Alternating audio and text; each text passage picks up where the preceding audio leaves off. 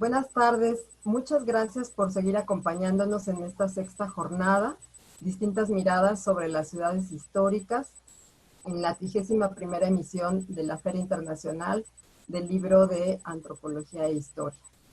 Después de escuchar a Andrea Cerletti sobre los cascos históricos, vamos a continuar en esta segunda sesión que hemos denominado Patrimonio Cultural de la Ciudad de México, y conversaremos aquí sobre las zonas de monumentos históricos de esta ciudad. Para ello tenemos a dos especialistas en el tema.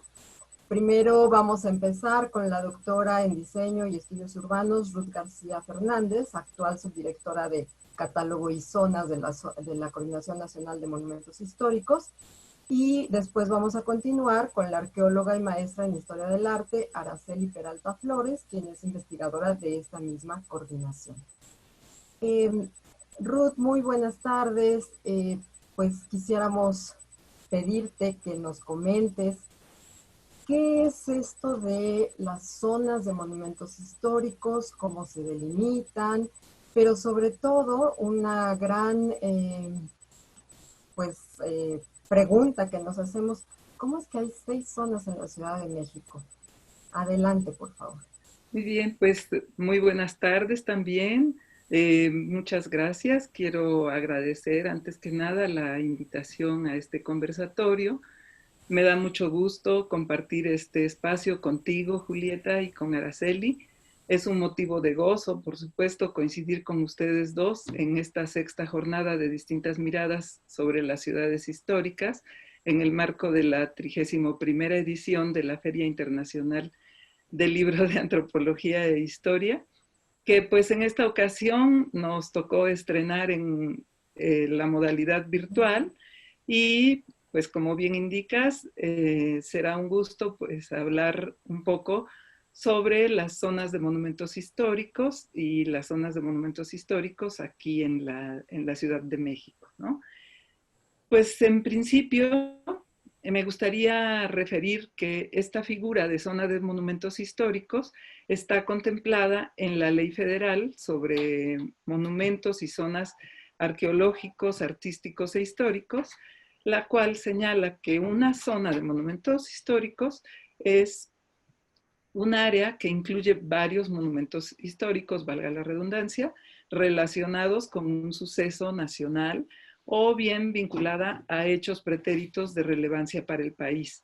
Estas zonas deben ser decretadas mediante una declaratoria que expida el Ejecutivo Federal. Primero, pues quisiera mencionar algunos antecedentes, ¿no? Y cuestiones generales. Aquí en México, quien dio inicio a los estudios y proyectos para las declaratorias de zonas de monumentos históricos en el INAH, pues fue el arquitecto Salvador Díaz Berrio Fernández. Él pues es un arquitecto que realizó estudios de posgrado en restauración de monumentos en las universidades de Madrid y Roma. Fue reconocido a nivel nacional e internacional en el ámbito de la conservación y la restauración, tanto urbana como arquitectónica. Inició, esto es algo muy importante, la formación de los posgrados relacionados con la restauración del patrimonio cultural en la UNAM, en la Universidad de Guanajuato, en la Autónoma Benito Juárez de Oaxaca, y por supuesto también fundó la maestría en conservación y restauración de bienes culturales inmuebles de la Escuela Nacional de Conservación, Restauración y Museografía en CRIM. Todos estos programas, pues, pioneros, ¿no? en América. Él también pues, fue asesor de la UNESCO por más de 25 años, gestionó un número casi igual de nominaciones mexicanas a la lista de Patrimonio Mundial, y sobra decir que dejó pues, un importante número de escritos relacionados con la conservación del patrimonio cultural, ¿no? Muy importantes todos ellos y pues obligados para quien se dedique a esta cuestión, ¿no? A este tema. La Ley Federal sobre Monumentos fue expedida en 1972 y, como decíamos, estableció las zonas de monumentos históricos, entendidos como una serie de elementos comprendidos en una determinada extensión territorial, no solo como un conjunto de elementos, ¿no? Sino que se tiene implícito, digamos, que se debe realizar un análisis individual de cada una de las construcciones que están incluidas en estas zonas. Junto con una normatividad para este tipo de zonas, pues se definieron también las delimitaciones, es decir, se debe establecer la delimitación de las zonas, los inventarios de bienes y, por supuesto, pues las declaratorias correspondientes, ¿no? Ahora, ¿cuáles son los factores que se toman en cuenta para un proyecto de zona de monumentos históricos? En primera instancia, pues los que marca la ley, ¿no? Es decir, la presencia de patrimonio cultural inmueble en un área determinada, considerando sus aspectos cuantitativos y cualitativos. Que estos estén ligados a hechos pasados, como establece también la ley, y se deben tomar elementos como la traza, la base topográfica, la volumetría, la tipología, su relación con el entorno natural, ¿no? Hablando de Díaz Berrio, él en 1987 elaboró una clasificación de ciudades históricas de México y las organizó de acuerdo con su ubicación geográfica, la función que originalmente cumplían, su tamaño, por mencionar algunas de las variables. Así fue que él consideró establecer 72 ciudades, de las cuales nosotros encontramos que 43 actualmente están decretadas como zonas de monumentos y algunas otras de las que él determinó, pues cuentan con estudios o proyectos para zonas de monumentos históricos.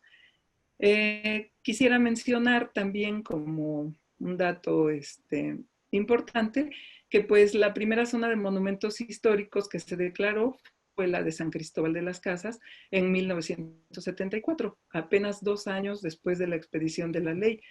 Sin embargo, en 1986 se expidió un nuevo decreto que abrogó a este primero, y la diferencia es que incluía un listado de los inmuebles comprendidos en el polígono de protección, de modo que si nosotros atendemos a la cronología, pues sería Ixcateopan en el estado de Guerrero, la que aparecería actualmente como la primera decretada en 1975, o sea, un año después.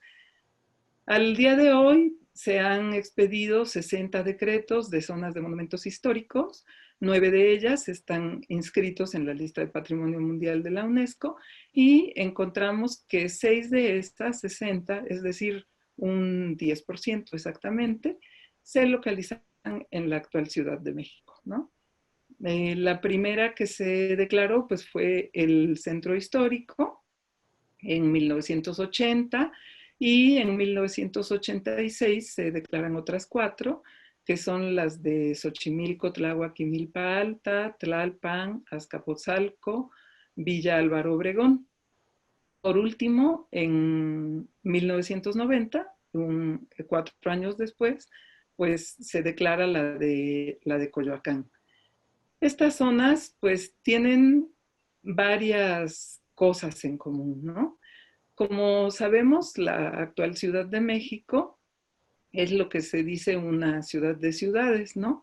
Ya que lo que hoy conocemos como centro histórico fue inicialmente la Ciudad de México hasta cuando menos la primera mitad del siglo XIX, ¿no? Prácticamente. Y bueno, algo que comparten estas que en realidad eran pues localidades que rodeaban a la Ciudad de México, es que en todas ellas hubo asentamientos prehispánicos, ¿no? Es decir, se inician pues bastante antes, siglos antes de la llegada de los españoles, siglos XII, XIII, ¿no? Otra característica es que conservan todas ellas gran parte del trazo del siglo XVI, es decir, cuando ya llegan los españoles y hacen los trazos de las nuevas ciudades, y pues en sus monumentos conjugan tanto elementos indígenas como europeos, es decir, hay una manifestación clara del sincretismo, ¿no?, de estas dos culturas. En todas ellas ha habido o han sido escenario de eventos históricos importantes, juegan un rol destacado en el contexto de la ciudad, incluso pues actualmente, ¿no? Su imagen urbana está conformada por diversos edificios, tanto civiles como religiosos, que a lo largo del tiempo pues se han ido adaptando al modo de vida de los habitantes, es decir, han sobrevivido las transformaciones pues sociales y del devenir del tiempo. La arquitectura pues siempre ha sido un reflejo de la mentalidad, de los valores de una época, de modo que a pesar de estas transformaciones temporales, pues tenemos muestras de arquitectura, pues de todas las épocas que abarca el periodo histórico que nos toca estudiar, ¿no? Es decir, entre el siglo XVI y el XIX. Encontramos todos los estilos que se han desarrollado a lo largo de ese periodo y pues bueno, ya a nivel particular me gustaría mostrarles algunas imágenes que son, pues podemos decir, ilustrativas nada más y podremos mencionar ciertas características. Vamos a verlas en el orden en que fueron declaradas las zonas. Primero, bueno, van a aparecer, voy a compartir pantalla. Primero van a aparecer, pues, los datos generales de la zona. Perdone, es que si hablo, no me quiero equivocar. Voy a abrirlo. ¿Sí se está viendo ya? Les decía, primero vamos a ver una portada con los datos de la zona, de cuándo fue declarada, el área que abarca y el número de manzanas. Y a continuación, lo que es el polígono de cada una de ellas, encimado en una imagen de Google Earth. Y por último, pues algunos edificios o ilustraciones de hechos históricos, ¿no? Como les comentaba, pues la primera que se declara es la del centro histórico en 1980, que abarca un poco más de 9 kilómetros y está formada por 668 manzanas. Esta zona pues está asentada. Ay, ¿sí se está viendo? Se me perdió. Ya, perdón. Esta zona está asentada en los restos de la antigua Tenochtitlan y pues es una notable expresión urbana, diríamos, de la tradición cultural mesoamericana, ¿no? Conserva, como todos sabemos, vestigios de construcciones prehispánicas de carácter monumental. Los aztecas levantaron allí una ciudad muy poderosa que, como sabemos, llegó a ser el centro de un enorme imperio que sojuzgó a todos los pueblos a su alrededor. Esta imagen en particular a mí me gusta mucho y me trae a la mente lo que dice Bernal Díaz del Castillo, ¿no? Que decía que parecía cosa de encantamiento, algo que pues ellos nunca habían visto o imaginado. Así, pues bueno, la ciudad española retomó elementos del antiguo trazo prehispánico, siendo alguna de las ciudades más antiguas de América, centro de la vida política y social de la Nueva España, al ser sede de la Real Audiencia y del Arzobispado de México. Fue sede de las luchas armadas para conseguir la independencia y también pues de otros importantes acontecimientos en la historia del país. Desde 1824 pues ha sido la sede de los poderes de la Federación. Es un ejemplo representativo, yo creo, del esfuerzo de construir una gran ciudad a pesar de las condiciones tan adversas del terreno. La zona conserva gran parte, como decíamos al inicio, del trazo ortogonal del siglo XVI, basado en las principales calzadas de Tenochtitlan y las obras urbanas realizadas a partir del triunfo de la República. Sus materiales predominantes pues, son el recinto de Iztapalapa y Chimalhuacán, la cantera de los cerros próximos a la villa de Guadalupe y el tezontle principalmente, ¿no? Este proviene del Cerro del Peñón Viejo, los cuales pues fueron trabajados con técnicas tradicionales e incluso algunas que se remontaban a la época prehispánica. Ruth, perdón, un Sí, momentito, perdón, es que no estamos viendo la imagen, algo pasó, pero se dejó de compartir. perdón, a ver, voy a,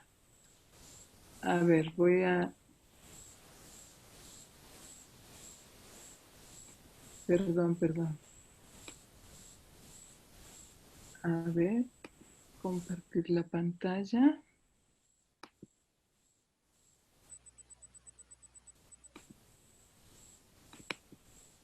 ¿Ya se ve? Ahora sí ya. Ok.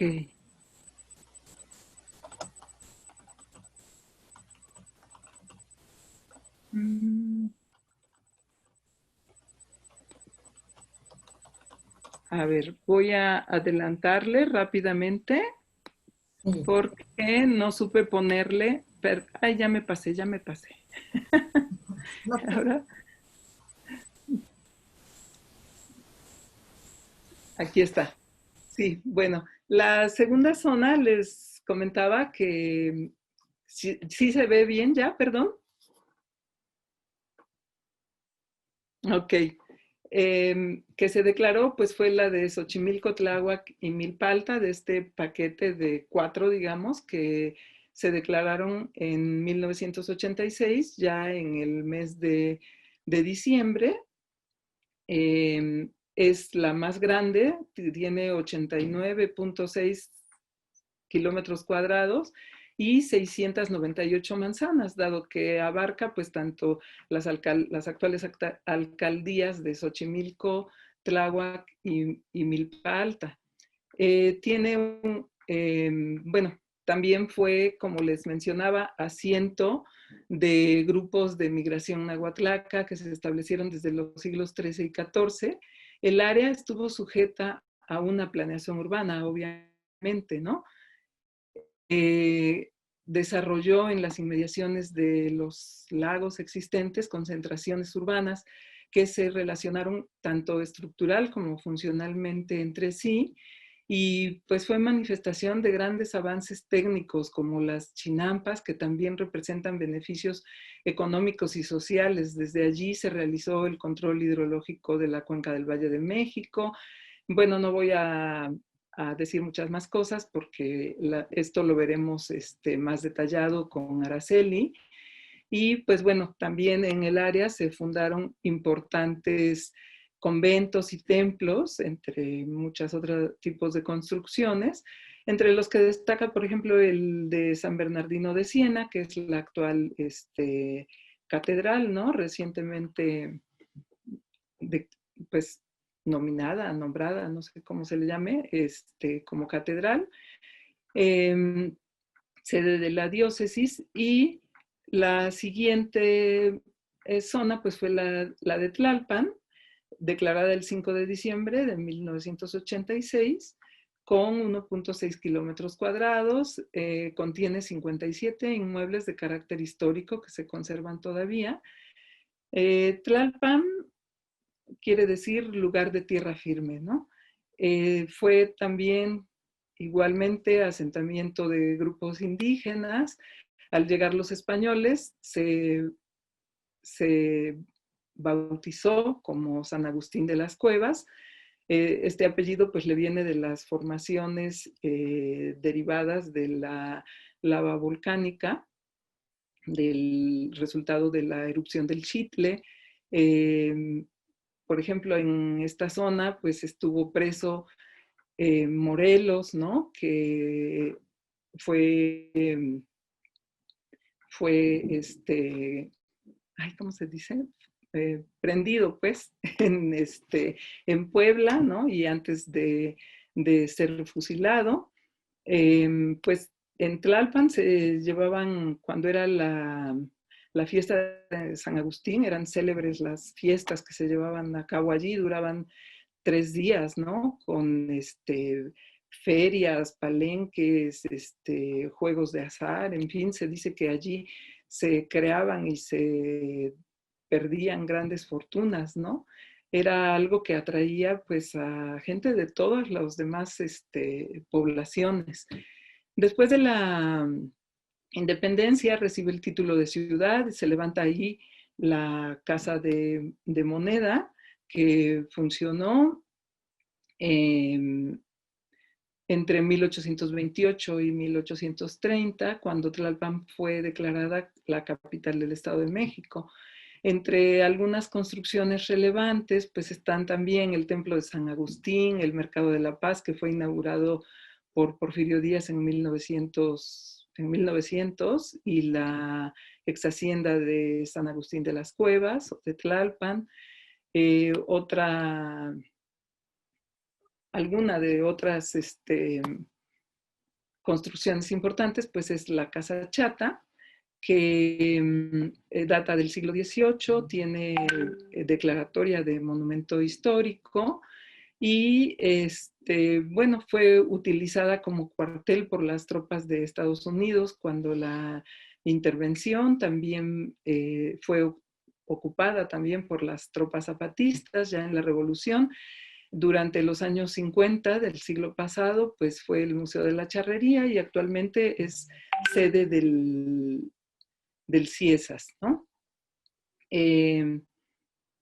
Y pues bueno, la última zona en ser declarada es la de Azcapotzalco, tiene un poco menos de 1 kilómetro cuadrado de extensión, abarca 65 manzanas y pues es una localidad, como sabemos, ubicada al noroeste de la localidad. Fue fundada a mediados del siglo XIII y pues llegó a controlar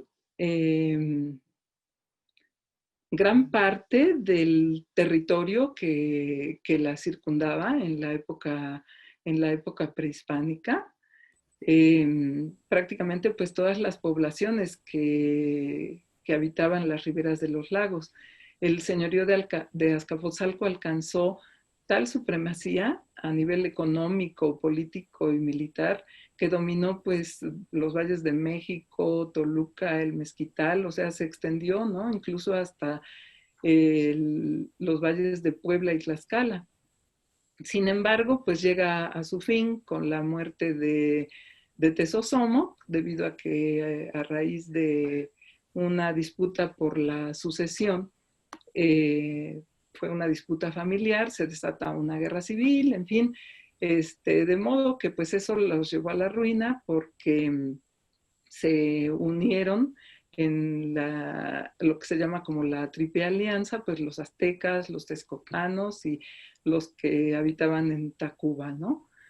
En 1529 llegan los dominicos, que fueron los encargados de ay, se me fue la palabra, de catequizar, no es, bueno, de evangelizar, perdón, de evangelizar la zona, y pues también, ¿no? Cada que llegaban los españoles en cada uno de los barrios, generalmente, pues establecían sus asientos religiosos, ¿no? Es así que construyen el templo y convento de los apóstoles Felipe y Santiago, que también actualmente es la catedral de esa diócesis, ¿no? Allí tuvo lugar la última batalla de la independencia, en memoria de la cual está precisamente el Jardín Hidalgo a un lado de este templo y convento. Y en la última década del 19, esto es algo característico de Azcapotzalco. Bueno, también fue asiento de haciendas como la de Clavería. Aquí hay una imagen de la hacienda, y decía yo que en el siglo XIX hay algunos cambios en la estructura urbana de la villa de Azcapotzalco con la construcción de palacios y casonas de corte europeo a lo largo de la avenida Azcapotzalco. La siguiente zona declarada fue, con unos pocos días de diferencia, la de Álvaro Obregón, con 1.7 kilómetros cuadrados. También, igual que las demás, pues contaba con las ciudades de Cuicuilco y Copilco, habitadas por grupos indígenas que formaron parte del territorio de México Tenochtitlan. En el virreinato, el desarrollo de San Ángel estuvo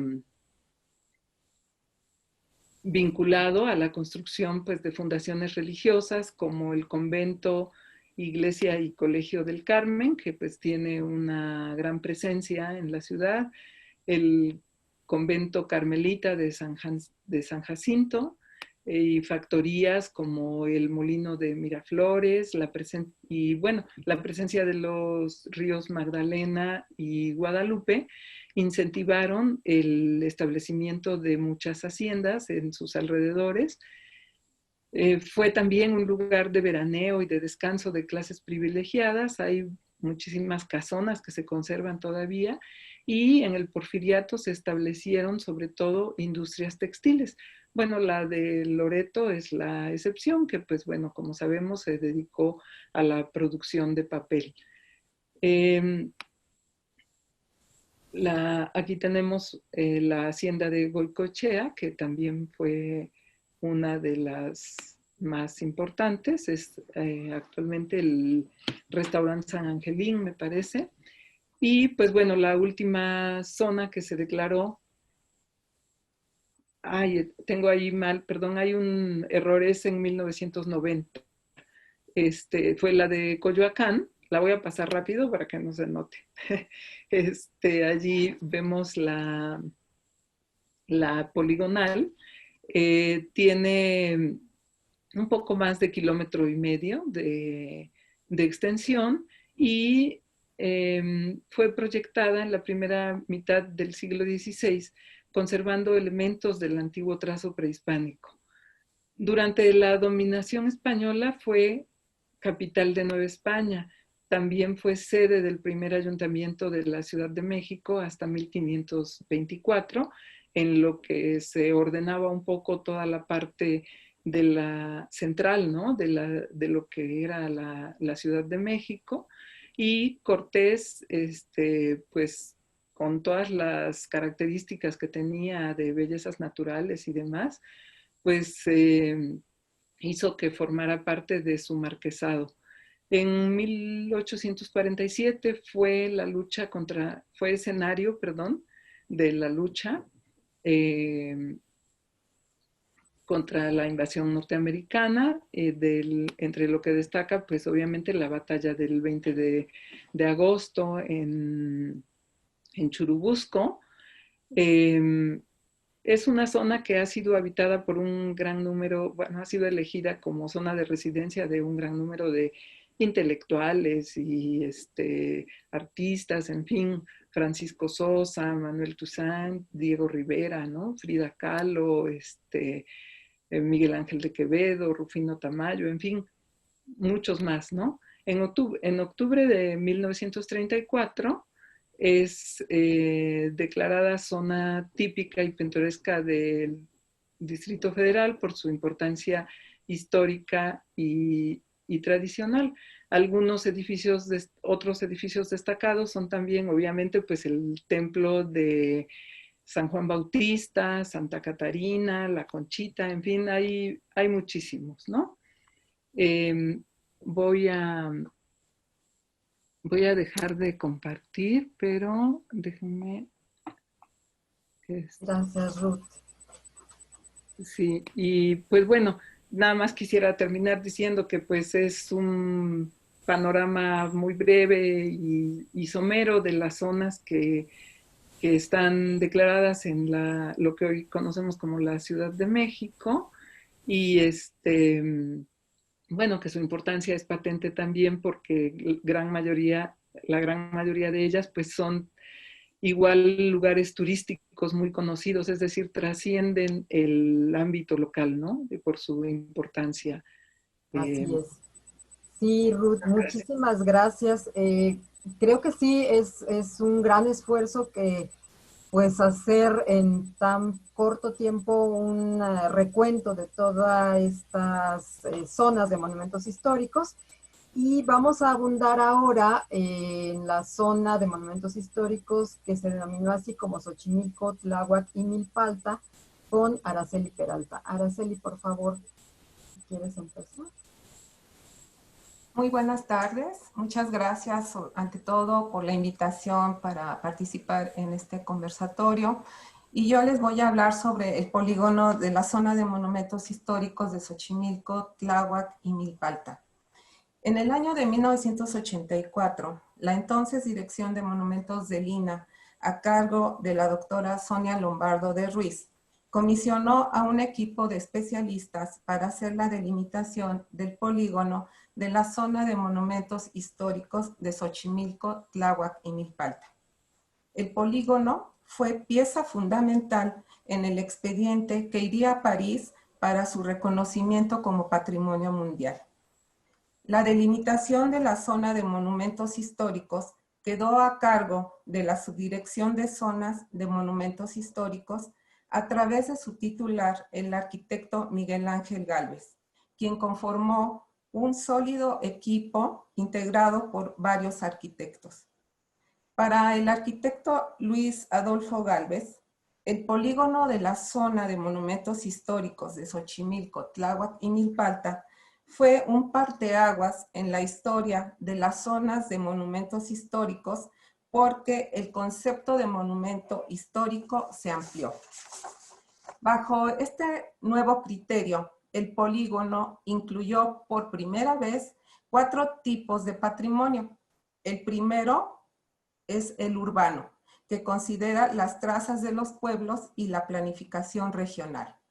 El segundo criterio, los monumentos históricos como templos, capillas y conventos. El tercer criterio, la chinampa, como patrimonio mixto, natural y cultural, en donde el manejo del agua, como el sistema hidráulico, es único en la zona chinampera, así como su importancia como área de producción agrícola. El último criterio son las tradiciones y costumbres heredadas que consolidan el patrimonio cultural inmaterial. El polígono es el más grande de las 60 zonas de monumentos históricos que existen en el país. Fue la primera vez que se realizó una declaratoria regional porque abarcó pueblos y barrios de Xochimilco.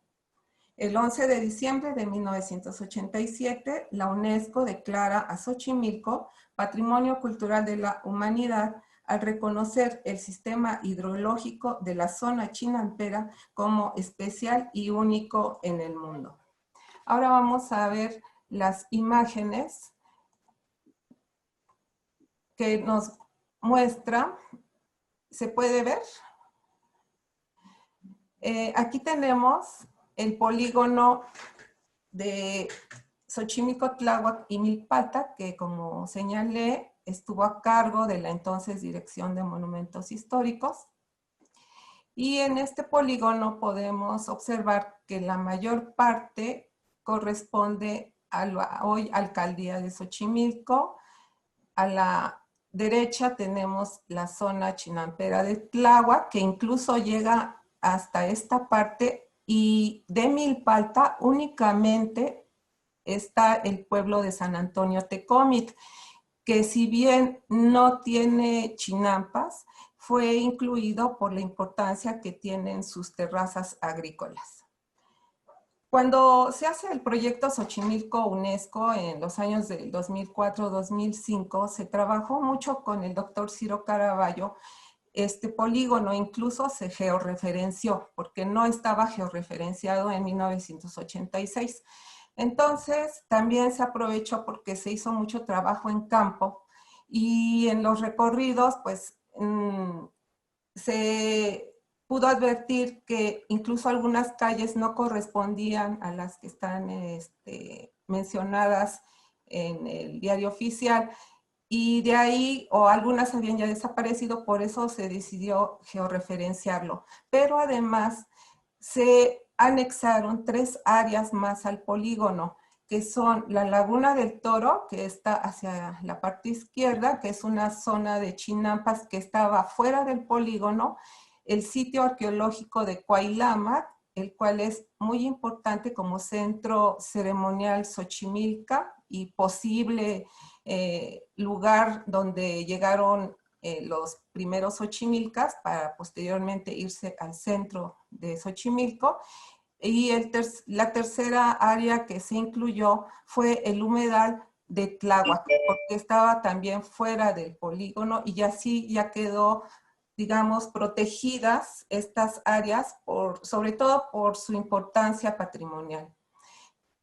Algo que quiero destacar es que este polígono no abarcó el área cerril, que tiene muchas terrazas agrícolas desde la época prehispánica. Las terrazas junto con las chinampas forman una unidad y fueron fundamentales en la producción agrícola que llegaba a México Tenochtitlan y posteriormente, siglos después, a la Ciudad de México. Una no se entendería sin la otra. En el polígono únicamente abarca la zona chinampera y en el caso de Xochimilco, pues su centro histórico, pero la parte que está a la derecha, que es la zona cerril, donde les comento están todas estas terrazas agrícolas, quedó fuera. Sin embargo, en el proyecto UNESCO Xochimilco se consideró que debe formar parte de una zona de amortiguamiento e incluso ICOMOS el año pasado se trabajó este tema del paisaje de las terrazas agrícolas, en donde ya hay propuestas para hacer polígonos de conservación de esta zona. ¿Y por qué es importante la zona de terrazas? Porque están hechas muchas de ellas desde la época prehispánica, hay material arqueológico, es decir, toda esta zona tiene un alto potencial cultural desde época prehispánica, pero además también tiene un potencial agrícola muy importante. Todavía hay algunas personas que cultivan estas terrazas, pero la mayoría desafortunadamente están siendo invadidas por asentamientos irregulares. Y esto ha impactado en la pérdida del patrimonio arqueológico y pues también en la degradación de esta zona natural y de conservación. Pero otro elemento muy importante es que esta área, junto con la zona de montaña que también tiene tanto Milpalta como Xochimilco, es un área de recarga de agua pluvial para la zona lacustre y esta tampoco está como parte del polígono. Pues son temas que se tendrán que reconsiderar para, digamos, como a mediano plazo y considerarlos como otros posibles polígonos que deberán ser también delimitados para su conservación. Xochimilco verdaderamente es muy rico dentro de este polígono, al igual que Tláhuac y Milpalta, porque son pueblos originarios que tienen también barrios originarios y con muchas tradiciones y festividades religiosas que están vinculadas a su esencia agrícola. En este sentido, pues solo me abocaré a la parte de Xochimilco, en donde la tipología que encontramos a partir del catálogo que se realizó en 1986 de monumentos históricos inmuebles, pues presenta una amplia tipología arquitectónica, pero a esto se le debe agregar la parte chinampera, que es la fundamental para este polígono de protección del patrimonio. Bueno, sobre las chinampas, quiero señalar que hay estudios arqueológicos que se han hecho por parte de la Dirección de Salvamento Arqueológico, en donde el arqueólogo Raúl Ávila encontró chinampas fósiles. ¿Esto qué significa? Que las chinampas llevaron un proceso histórico en donde lo que vemos hoy en día como chinampas, bueno, pues esas son más, digamos, un poco más recientes, pero antes de esas existieron otras más antiguas, como se puede ver en las imágenes del lado izquierdo. y que tenían dimensiones diferentes a las que vemos hoy en Xochimilco o en Tláhuac. En este sentido, las chinampas, como en la fotografía del lado derecho, que esta foto está en la fototeca de la Coordinación Nacional de Monumentos Históricos, es, digamos, el testimonio de las últimas chinampas que se construyeron hacia 1910. ¿Y por qué esta fecha? Porque es cuando se da la Revolución Mexicana y los pueblos quedan prácticamente abandonados, y entonces el sistema agrícola también. A la par, la construcción del acueducto de Xochimilco se llevó el agua de los manantiales y entubaron toda esta agua hacia la Ciudad de México, y eso colapsó la ecología de la zona lacustre, que sigue teniendo sus efectos como lo vemos hoy en día en Xochimilco y en Tláhuac. Bueno, pues hay proyectos que tratan de recuperar esta zona chinampera, hay grupos o chinamperos que han ido rescatando sus chinampas, sus canales, hay temas ecoturísticos en ellas, o la misma alcaldía hoy en día hace esfuerzos para poder recuperar esta zona chinampera. Sin embargo, hay factores que son muy difíciles de resolver a corto plazo, porque hay problemáticas muy serias como es la deforestación, o sea, ya no hay ahuejotes, por ejemplo, la tierra está muy contaminada, hay mucho salitre, los invernaderos que hay en Xochimilco usan agroquímicos y esas sustancias se van a la tierra y al agua, entonces también lo contamina, sumado a las aguas maltratadas del Cerro de la Estrella que alimentan los canales del lago de Xochimilco y que también tienen incluso hasta materia fecal, ¿no? Entonces es un problema de salud pública muy serio, tanto para los que vivimos en Xochimilco como para el mismo turismo, y que son problemáticas que se tendrán que resolver. Otro de los problemas, yo diría el más complejo, es la presencia de estos asentamientos humanos que hay en la zona chinampera, que a pesar de estar protegida, sigue dándose de manera, como dicen, es un crecimiento hormiga, en donde van apareciendo este tipo de casas que van deteriorando toda esta zona natural. Bueno, pues el Instituto Nacional de Antropología e Historia, a través de la Coordinación Nacional de Monumentos Históricos, ha hecho una labor muy importante con relación a la catalogación de sus monumentos históricos. Y aquí vemos este plano en donde aparece una poligonal donde se encuentra los monumentos históricos en el centro histórico de Xochimilco. Aquí tenemos la portada del primer catálogo, que es de 1986, y un ejemplo de una ficha técnica de estos monumentos. Aquí podemos observar en esta foto aérea de los años de 1930 la extensa red de chinampas y canales y lagunas que fueron construidas en torno al islote de Xochimilco, hoy centro de Xochimilco. Esta territorialidad está dentro de lo que es el polígono de la zona de monumentos históricos, e incluso forma parte de la traza desde época prehispánica a la fecha del centro histórico de Xochimilco. Aquí también podemos encontrar en el centro un alto potencial arqueológico. Los salvamentos que se han realizado por parte de la Dirección de Salvamento Arqueológico de Lina, a través de sus arqueólogos, han encontrado, como podemos ver en este plano, diferentes materiales culturales en la parte de lo que fue el islote y un poco en las afueras, como se puede observar aquí. Hay muchos salvamentos que, a pesar de la urbanización que presenta el centro histórico, se aprovechan los predios cuando se va a hacer alguna obra mayor para hacer excavaciones, y esto nos ha aportado información muy valiosa de cómo se vivían en época prehispánica no solo los Xochimilcas, ya que se ha encontrado evidencia desde la época del Clásico, porque hay presencia teotihuacana en el islote de Xochimilco. Bueno, pasando a la parte de la tipología arquitectónica, también hay una gran riqueza de edificios en el centro y en la periferia de Xochimilco, así como en los pueblos.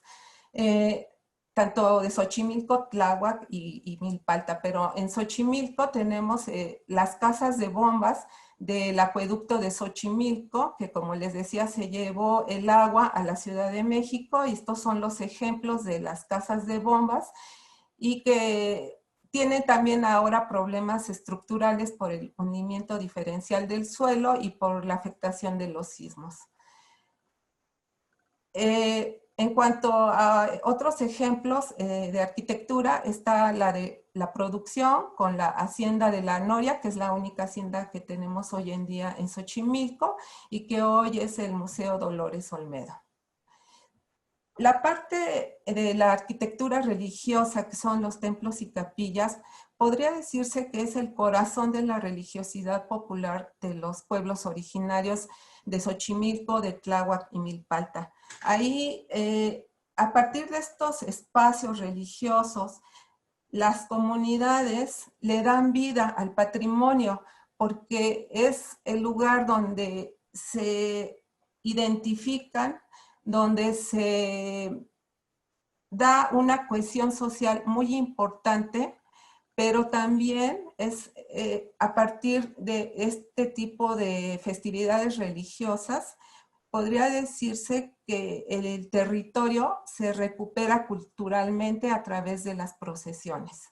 ¿Por qué? Porque los puntos importantes siempre son de cultos, pues por supuesto que son los templos, los conventos, las capillas, y en donde se hace veneración a los diferentes santos, vírgenes que existen en estas poblaciones. Pero las procesiones reafirman el territorio ancestral de estas poblaciones. Por eso son estas procesiones en donde la gente ratifica ese territorio que le fue heredado ancestralmente. Pero aparte de la territorialidad, va de la mano mucho de lo que es este patrimonio inmaterial, efímero, como son las portadas, la gastronomía, la música, la cuetería que se utiliza para las festividades, y pues incluso pues la parte oral, ¿no? En donde la gente también transmite mucha información patrimonial.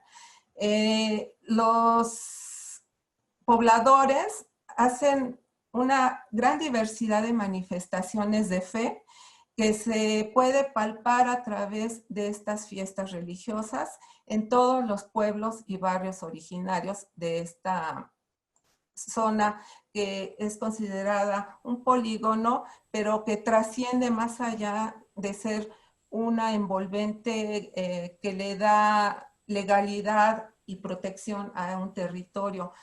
Yo creo que lo más importante es esta vida social que se teje a través de un territorio ancestral en estas poblaciones. Gracias. Gracias a ti, Araceli. Muchas gracias a las dos. Sin duda es un tema que pues no vamos a agotar en estos minutos que tenemos de esta segunda sesión. Sin embargo, sí nos deja con muchas inquietudes, con muchas imágenes un poco en la melancolía y en la actualidad, ¿no? Muy bonitas, muy llamativas y sobre todo que nos invitan a esto, a una reflexión.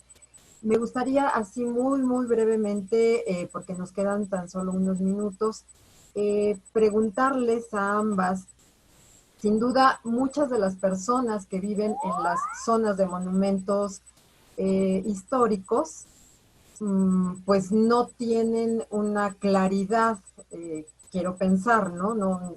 Uno, por ejemplo, si es habitante de Coyoacán, o si vas, como decía Ruth, a visitar Coyoacán por turismo, pues no creo yo que haya mucha conciencia de que estás yendo a una zona de monumentos históricos. Entonces, la pregunta es, ¿qué pasa con estos habitantes, ¿no? ¿Están conscientes o cómo se hace, cómo se puede llegar a hacer una conciencia y que, bueno, se sientan orgullosos, además de poseedores de su patrimonio? ¿Qué aspectos se pueden potencializar en cuanto a una difusión o una concientización de esta zona de monumentos? Araceli, si quieres empezamos contigo ahora para variar un poquito el orden. Sí, me parece que la población en general no ve a Xochimilco, digamos, o no tiene presente esta idea del polígono que existe de la zona de monumentos históricos. Para ellos, la territorialidad patrimonial está en función de lo que les han heredado por generaciones. Por eso, como decía, se reafirma a través de la religiosidad popular, pues el territorio. Es un territorio que es ancestral, que como hemos podido ver, desde época prehispánica ha sido un lugar principalmente de cohesión, ¿no? Para la población, porque ha sido el centro ceremonial para el centro histórico de Xochimilco desde épocas muy antiguas.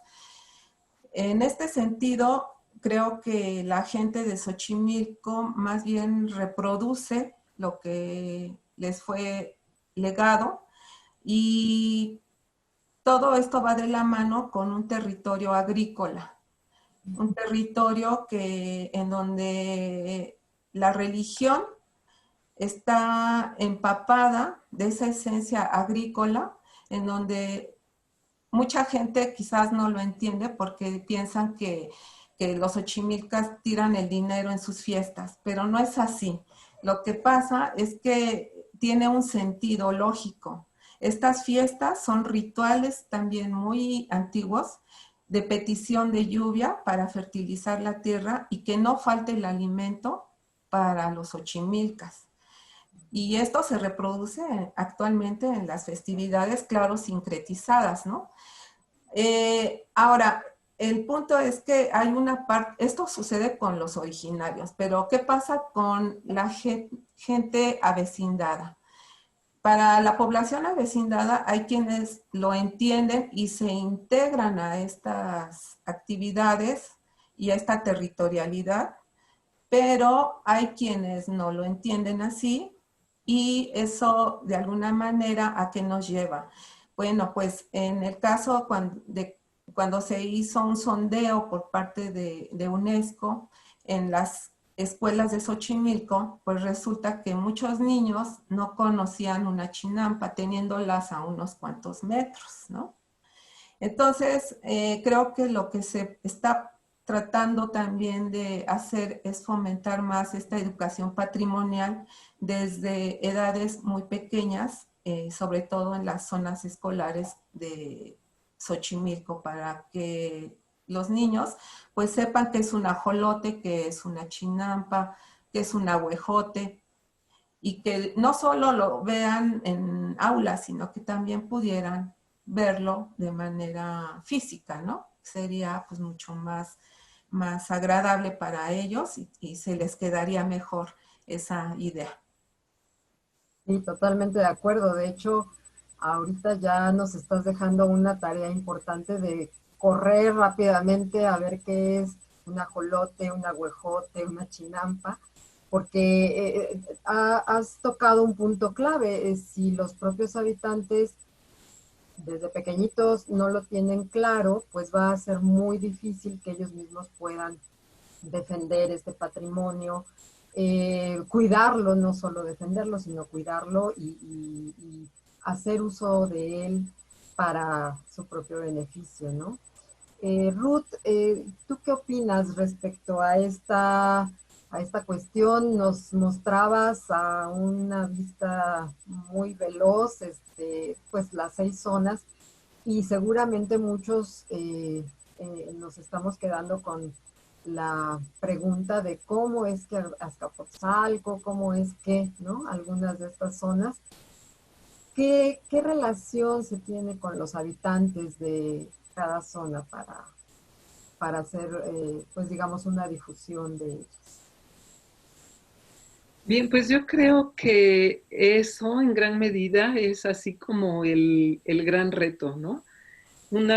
Hay una difusión que se hace a nivel general cuando se va a realizar una declaratoria y pues bueno, creo que alrededor de eso sí puede haber pues discusión y esa como conciencia, ¿no? De que se está llevando a cabo una zona, pero una vez que se declara es un poco difícil porque ya nada más es implementar una serie de medidas. Por ejemplo, si yo soy habitante de una de esas zonas y quiero hacer alguna modificación en mi inmueble o incluso el propio gobierno, ¿no? Si quiere hacer alguna intervención a nivel urbano, pues se requiere ese cuidado de hacerla con un respeto a los valores patrimoniales.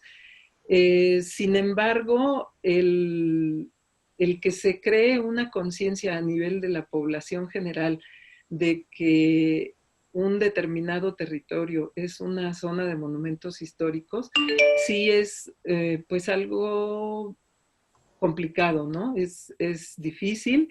Y, por ejemplo, como decía Araceli, en Xochimilco, o en esta zona, pues, se, se da más bien un seguimiento a lo que son las tradiciones, las que se heredan. Y en ese sentido hay una conciencia de lo que se tiene internalizado, digamos, ese tipo de patrimonio. Eso sucede también en Azcapotzalco, creo yo, ¿no? Pero hay zonas justo que son como más, también son como las más turísticas y que han sido objeto mucho de este fenómeno de gentrificación. Hay mucha población nueva o que va cambiando constantemente y eso pues dificulta más esta labor, ¿no? O esta tarea. Yo creo que más bien esta conciencia de que existen las zonas y que se está dentro de una zona por parte de los habitantes es pues en ciertos círculos o ciertos niveles que tienen que ver con grupos o personas preocupadas ya de por sí en el patrimonio o un poco más allá de, pues de lo que son las preocupaciones cotidianas, ¿no? Que todos podemos tener. Y como decía, yo creo que sí es un gran reto esto y es además muy importante porque de eso depende de pues, la continuidad de la protección, la conservación, el respeto hacia esas zonas, ¿no? Esa conciencia de, pues lo que te da esa conexión con el territorio como individuo. Exacto. Bueno, pues no sé si quieran agregar alguna cosa que crean que se nos está quedando. Bueno, seguramente se nos están quedando muchas cosas en el tintero, pero digamos para concluir y pues no sin antes agradecerles de verdad su participación, que han estado esta tarde con nosotros en esta segunda sesión de la jornada Distintas Miradas sobre las Ciudades Históricas. Y bueno, pues adelante, Ruth, si quieres comentar algo para concluir. Sí, bueno, pues solo comentar que esto no agota estas 6 zonas, si bien parecen pues muchas en un solo territorio. Hay otras entidades que también tienen ese número de zonas que pues no agotan estos lugares con valores patrimoniales y que nos queda mucho por hacer y tenemos que ir avanzando, ¿no? En todos estos sentidos. Sobre todo esta parte de trabajo con la sociedad, creo que pues es muy importante y a la que hay que dar mucho énfasis y buscar vertientes de comunicación. Gracias. Gracias. Araceli.